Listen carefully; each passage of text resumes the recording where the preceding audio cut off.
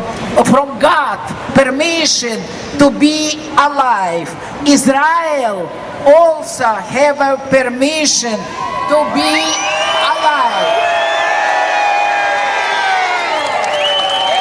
Thank you guys. Thank you for your support.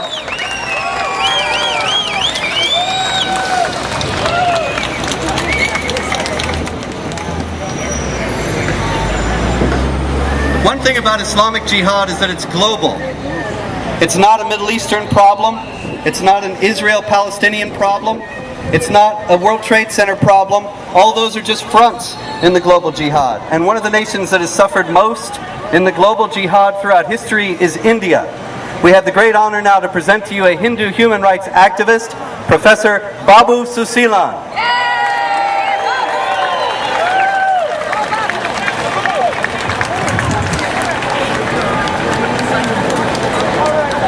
My brothers and sisters of America, welcome to this program. Why I am here today? You remember many years ago, our President Reagan went to Berlin and he told to Gorbachev, the Russian president, Gorbachev, tear down this wall, tear down this wall. And you know what are the consequences. The Berlin Wall went down, communism collapsed. But unfortunately, today we don't have a political leader with an iron nerves and a steel spine to come here to say, Mr. Rao, withdraw your request for the construction of the mosque at ground zero. That's why we are here to protest the construction of a mosque at ground zero. America is a free country. Our constitution guarantees religious freedom, individual rights, but we are allowing, in the name of tolerance, people who subscribe to the totalitarian, rigid, reductionist and hostile and divisive paradigm to come here to exploit our freedom and in the name of freedom construct a mosque to preach hatred. Do we have to allow this today or tomorrow? I say no. We should not allow the construction of a mosque in the name of freedom. John Quincy Adams once said, freedom is not free until we fight for it. We should not allow those people who come here, who subscribe to a totalitarian idea and exploit our freedom and democratic principle to establish a system which we will be unfree. We should say very proudly and strongly, no. What is a mosque they want to construct here? The Islamic Prime Minister of Turkey very clearly and explicitly said, our mosques are our barracks, our dome or our minarets are our bayonets, and inside the mosque we are going to train our faithful soldiers. Do we have to allow a construction of a barrack and the training of a soldiers for a jihad war in the United States? No.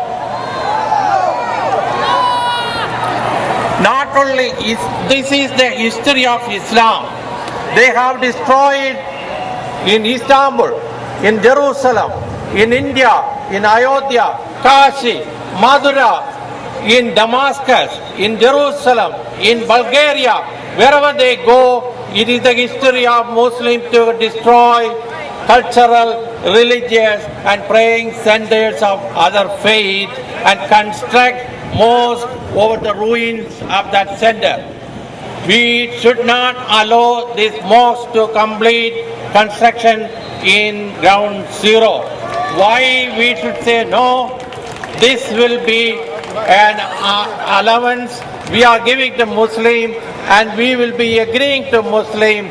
Okay, your hundreds of years of brutality and hostility against Christianity and Judaism, Hinduism and Buddhism is okay, you can continue, it is suicidal behavior. Do we want to commit suicide, or we do want to allow Muslim to behead all of us because we are infidel to the Muslim? So remember, if you want to destroy your enemy, you want to know who is your enemy. You need to know their ideology, their philosophy, their strategy and action and hidden agenda. Wherever Muslims go, they say Islam is peace. If Islam is peace, is there any Islamic country practicing democracy and live in peace? Their God, Allah, they don't believe in God. They shout 5 times in their mosque, there is no God. Then what God they are believing in? They don't believe in a personal God. They believe in a fictitious entity. Do we allow people who come here to believe in a fictitious entity, who advocate and direct their followers to behead us because we are infidels? We should say no. I was born in the largest democracy in the world, and we lost half our land. Afghanistan, Pakistan, Bangladesh, Kashmir were only once majority Hindu. Now we lost it and it became Muslim majority. What did the Muslims do with the Hindus living in their country? They slaughtered them. They completely wiped them out. The same thing will happen to this country. Muslims claim there are 5 million Muslims in this country. Imagine if they are moving to Arizona, the Muslims will become a majority. Immediately they want to declare an Islamic state. Immediately they want to declare Arizona into an Islamic state, and they will slaughtering all the kafir living in the state. Believe me, this may happen today or tomorrow, because they are coming back to us like termites. Do we need? We have to fight to the end, because our enemy is very powerful and sneaky and very treacherous. I read Quran. Read Quran if you want to understand the terroristic doctrine, a criminal treatise on the world. Of all the Quran, there are 164 specific verses instigating, directing Muslim go ahead, the kafir and the infidel, and conduct terrorism to wipe them out.